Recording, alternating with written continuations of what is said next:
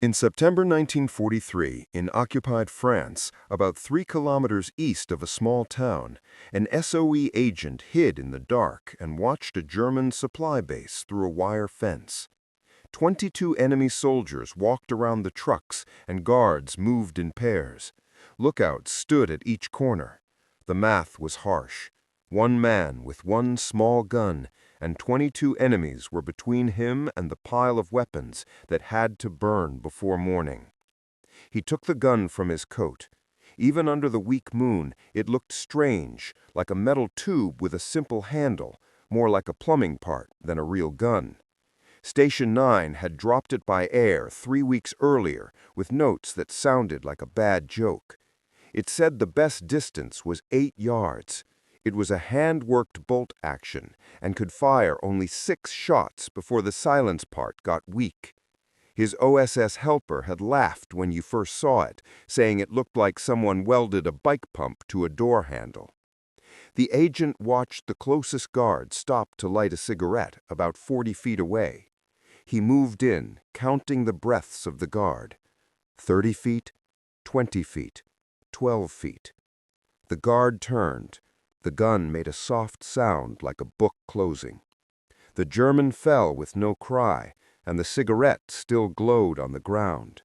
No alarm, no shouts, no return fire. The agent worked the bolt and felt the parts move smooth and sure. 21 left. What he did in the next 43 minutes would be studied for many years, not for loud action, but for quiet skill. One man used a weapon many experts said was useless. 20 silent takedowns that seemed impossible. Many times, new tools look silly until someone uses them well. For 3 years, the British Special Operations Group had faced a hard problem. By mid-1942, resistance groups across Europe were doing missions that needed something new. Normal military plans had never thought about killing in total silence. Not just soft, but truly silent.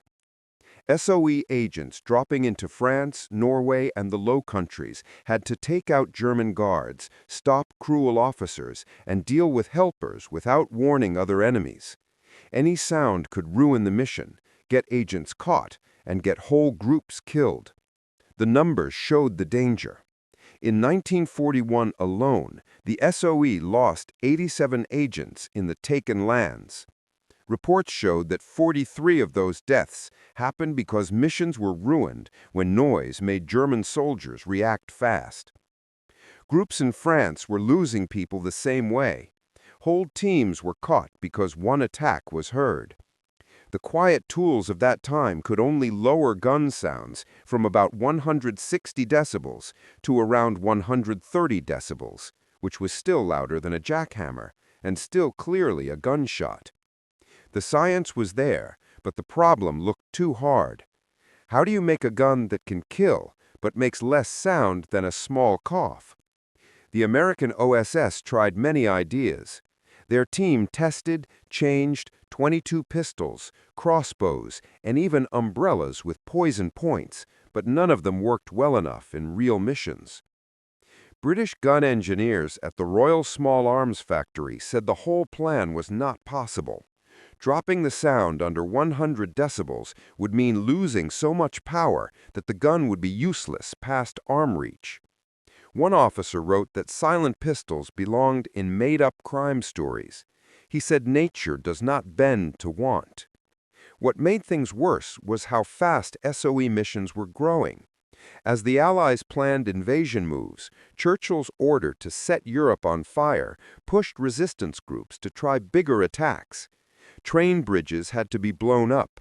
Fuel stores had to be ruined. German supply trucks had to be stopped.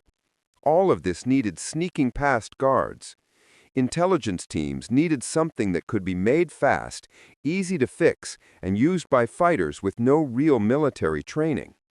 The gun had to use ammo that was common, even captured German bullets. It had to still work after being dropped from a plane from 1,000 or more feet, or after being buried in dirt or hidden in normal clothes.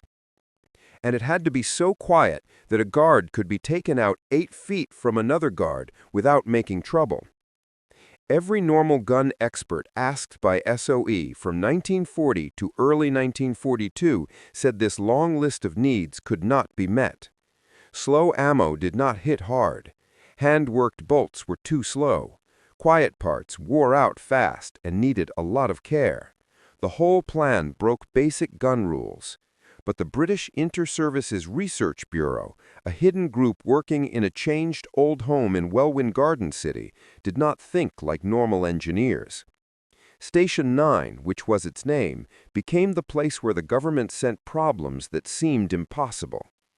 The place was about 20 miles north of London, and it used workers who were mechanical engineers, experimental science experts, and people who thought more like inventors than normal gun designers.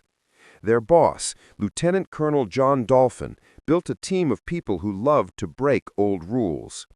One of them was Major Hugh Reeves, a 38-year-old engineer who knew more about machine parts than guns.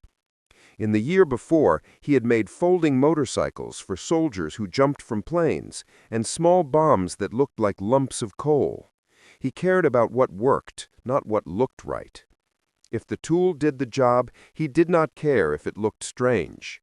In the spring of 1942, Reeves got a project that every normal gunmaker had already said no to. He had to make a small gun that could kill a person up close while making no sound than a simple hand clap. What he drew looked so silly that the first people who saw it thought he was joking. The first model of the Welrod reached SOE headquarters in Baker Street in June 1942, wrapped in cloth like it was plumbing junk. Colonel Maurice Buckmaster, the head of the SOE French team, opened it and stared. The gun looked like someone stuck a flashlight on a bike pump and added a handle in the middle. It was a little over a foot long, weighed almost 3 pounds, and had a huge round quiet tube that made up 2/3 of the whole thing. It used a hand-worked bolt system, so the user had to pull a knob on the side after each shot. Buckmaster looked at it and said, "You must be joking. This is what Reeves thinks will fix our problem?" The doubt was not only inside the SOE. When the samples reached the OSS in Washington, people were confused or even laughing. The gun broke every rule of modern handguns. It held only 6 bullets, less than half of a normal pistol. It could only be used well at about 8 yards, which made it almost useless for anything except very close attacks. The worst thing was how slow it fired. A trained person with a Colt M11 could fire 7 shots in under 4 seconds. The Welrod needed 3 seconds between each shot. In a real fight, that delay meant death. One OSS report even said Reeves had made a killer's tool for a polite duel, and that if the first shot failed, the user would die. Normal gun designers kept saying it was impossible. Experts pointed out big basic problems in the design. The quiet tube on the gun used metal plates and rubber wipes that the bullet had to push through each time. These rubber parts wore out after 4 or 5 shots, which made the gun louder with each bullet. The barrel had tiny holes that let gas escape into small chambers, which lowered the speed of the bullet on purpose to cut noise. Using 32 ACP or 9mm bullets that moved slowly, the Welrod fired at about 900 feet a second, while normal Army pistols fired at around 2,000 feet a second. Reports said it was weak, too complex, and not useful. One review from July 1942 said the quiet tube would clog halfway through a magazine, and that the slow bullets couldn't always punch through thick winter coats. It also said the hand-worked bolt was far too slow for battle. German intelligence reading messages about new British weapons didn't worry when they learned about the Welrod. Their training books in late 1942 still taught old-style ways to stop sneaky attacks, like paired guards, wide watching areas, and random walks. None of these defenses expected a tool that could kill someone at talking distance without making enough sound to warn a guard 15 feet away. What the doubters missed was that Major Reeves did not build a fighting gun. he built a killing tool meant for quiet, clean, close work, and made for one main job, letting one person take down many targets fast with almost no sound. But doubters always want proof, and in the fall of 1942, Station 9 got ready to show it. Before we go on, I would like to know where you are watching from and what you know about Britain's SOE missions in World War II. Tell me in the comments and let me know if you had ever heard of the Welrod pistol. And if you like these deep looks at secret tools and hidden missions that changed the war, tap the subscribe button. These stories take a lot of research to tell them right. Station 9 stayed secret for many years after the war, and it means a lot to know you are here. On October 17, 1942, at the Station 9 test range in Welwyn Garden City, Major Hugh Reeves stood behind a wall of sandbags holding his new invention. The sound tool at 15 feet showed 73 decibels, which was quieter than normal talking and about as loud as being inside a car on the highway. One of the Royal Ordnance engineers froze and stared at the numbers. Reeves worked the bolt and fired again. 73 decibels. He worked the bolt again and fired. 73 decibels. 6 shots in 18 seconds. 6 deadly hits.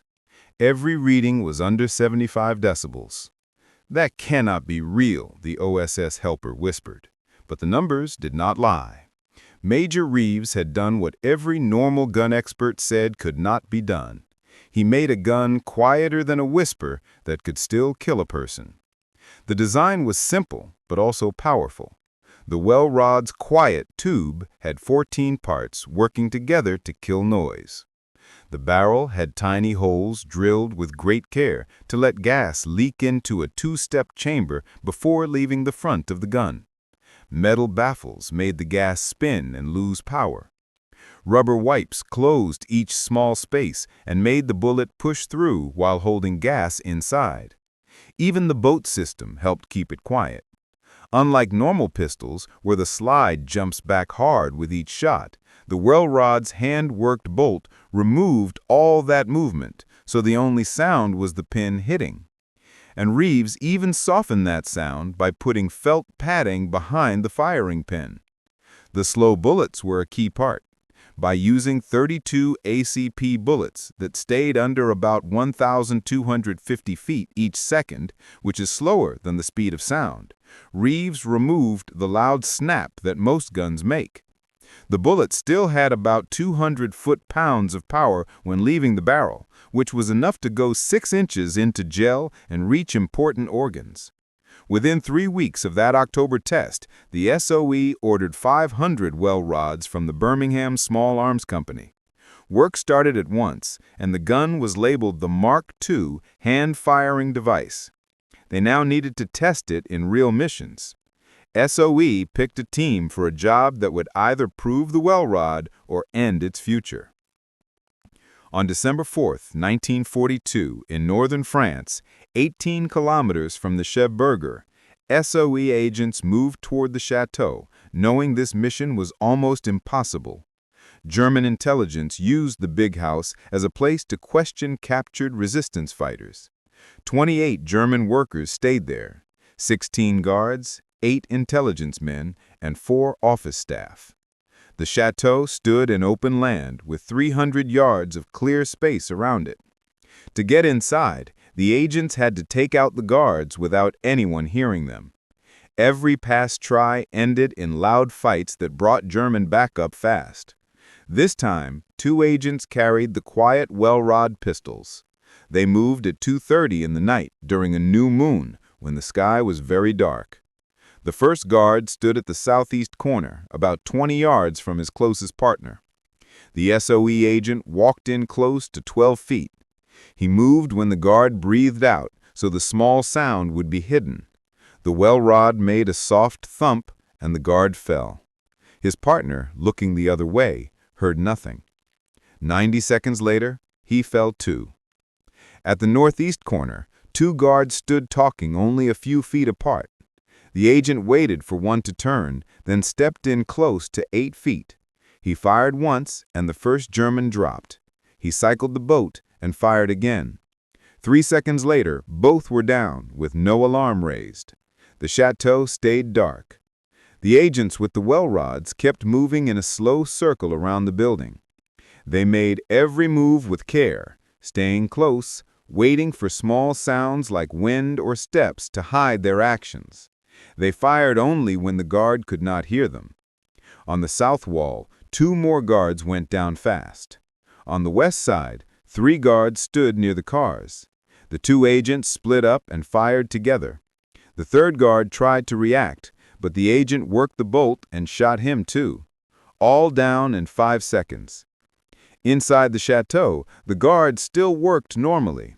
One read a book, another made coffee. At 3:11 in the morning, 41 minutes after the first shot, the 4 SOE agents entered the front door. By then, 12 outside guards were dead, and none of them had fired a shot or warned anyone. The interior takedown took another 17 minutes. When it ended, the agents had filled 3 canvas bags with intelligence files, and 28 German personnel lay dead. The after-action report recorded what became known in SOE records as the RAM operation. 2 Welrod pistols, 20 confirmed kills without any sound alert, and 0 shots fired by enemy forces. The agents left without being chased, reaching their extraction point before any German authorities even discovered the chateau breach. When the report reached Station 9, Major Reeves highlighted a single number. The average sound of all 20 Welrod shots stayed below 75 decibels at 15 feet. The closest any unaware guard had been to a kill, the weapon was completely undetectable. The gun that firearms experts had laughed at as impossible had just enabled the most successful silent infiltration mission in SOE history. Production orders went up immediately. By January 1943, Birmingham Small Arms was making Welrods at full speed. Station 9 began work on a 9mm parabellum version called the Mk1 for missions needing more power against body armor or thick winter clothing. In February 1943, at the SOE training facility in Assaig, Scotland, new batches of Welrods arrived for testing and instructor review. Experienced agents who had used normal suppressed guns could instantly tell the difference. Flight Lieutenant Charles Fraser, an SOE instructor with experience in Norway, test-fired a Welrod Mk1 SE at the range. His written review became required reading for all Station 9 weapons evaluators. Beyond 50 feet, the shot could not be recognized as a gun. At 20 feet, it sounded like a boot scraping pavement. At 8 feet, the ideal range, the boat cycling made more noise than the bullet itself. Technical tests showed the brilliance of Reeves's design choices. The awkward-looking gun hid clever engineering. Each part had more than one job. The large cylindrical suppressor also acted as the frame holding the barrel, the bolt, and the magazine. This meant fewer parts, easier maintenance, and higher reliability. The bolt action, which experts had called too slow, turned out to be key for quiet operation. Semi-automatic pistols make noise from the slide cycling, ejecting brass and loading bullets. The Welrod removed all of that. An operator could fire, then pause to check the result, and keep control of the situation without alerting anyone. It was a simple, elegant solution that worked exactly as needed and proved that quiet, precise, lethal weapons were possible in the hands of trained agents. Then he would slowly pull the bolt again only if he truly needed a second shot. This saved bullets and kept the sound as low as possible. The most important test showed the weapon stayed reliable even in terrible conditions. Welrods were dropped from 1,200 feet, buried in mud for 2 weeks, frozen, heated, and hit with shock tests that ruined normal pistols. The simple design, which was basically a metal tube with a bolt, a barrel, and a grip, survived every test. Intelligence officers studying field reports started seeing patterns that proved the weapon worked the way it was meant to. In occupied France, Norway, and the Netherlands, Welrod missions kept showing strong success. The first shot worked 89% of the time on targets that were not alert. The 11% that needed a second shot mostly came from operator mistakes, like judging the distance wrong or the target moving at the wrong time. The weak points of the weapon were written down too. After 4 shots, the rubber wipes inside the suppressor started breaking down, which made the sound rise to around 85 to 90 decibels. After 8 shots, the sound climbed over 100 decibels. Still quiet, but no longer fully silent.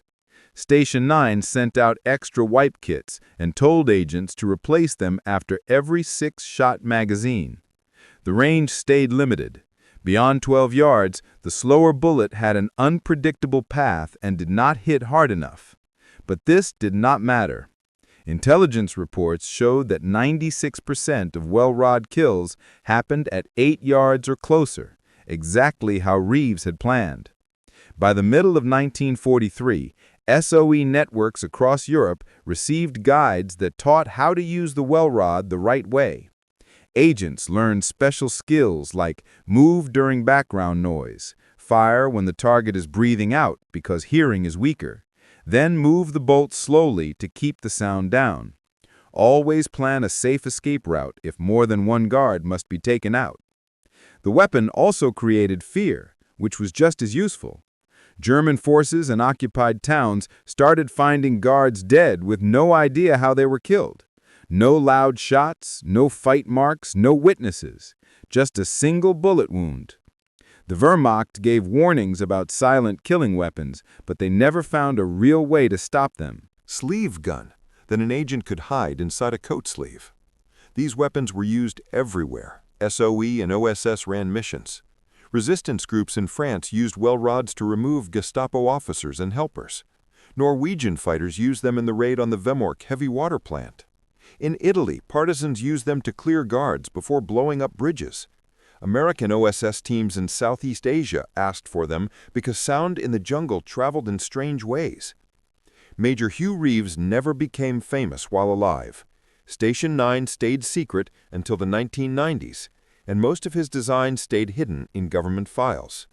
He kept designing weapons and tools for SOE until the war ended, including the Welgun and different explosive devices.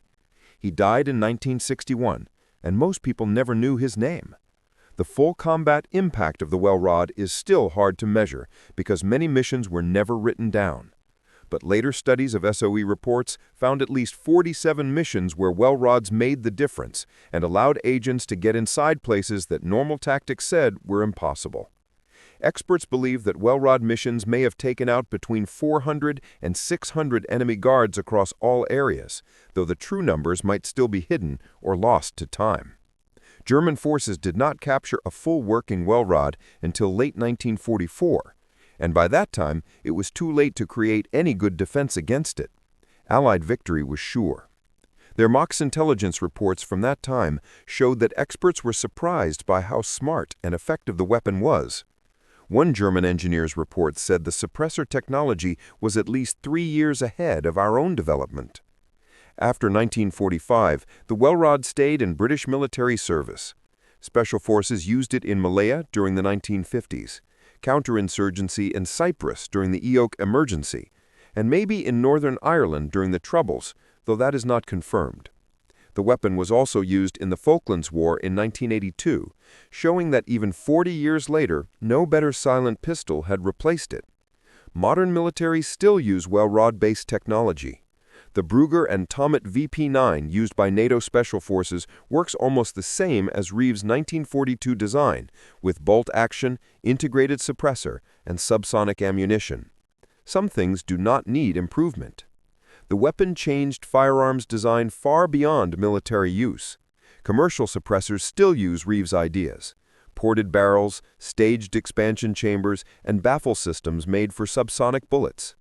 Even modern semi-automatic suppressed pistols use changed versions of his gas control ideas. Today, surviving Welrod pistols are museum pieces, and ones in good condition are worth over $20,000. The Imperial War Museum in London shows one next to other Station 9 inventions. The weapon that looked like a plumber's joke became one of the most important secret operation tools of the 20th century, showing that big new ideas can come from engineers who ignore what everyone says is impossible. The Welrod story teaches a lesson far beyond guns.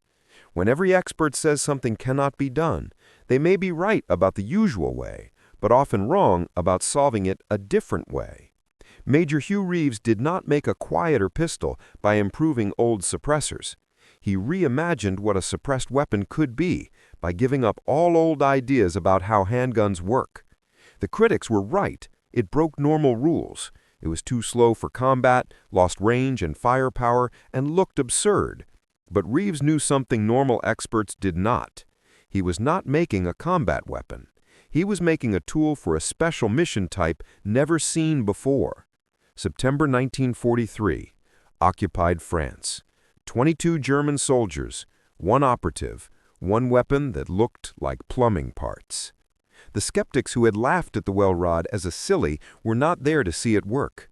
They did not watch guards fall silently. They did not count the missions that succeeded because someone made something that looked wrong but worked perfectly. Sometimes the most important inventions look silly until you understand the problem they actually solve. And sometimes the weapons we need most are the ones that make traditional experts laugh right up until the moment they save lives, complete impossible missions, and change what we thought was possible. Stronger guns matter, but quiet guns matter more. If you found this story as amazing as I did while researching it, I would appreciate it if you liked this video and subscribe to the channel. There are many more untold stories from World War II's secret weapons and covert missions that should be remembered, from Station 9's other inventions to the agents who used them in the field. I will bring you a new story every week. What should I cover next? Let me know in the comments below.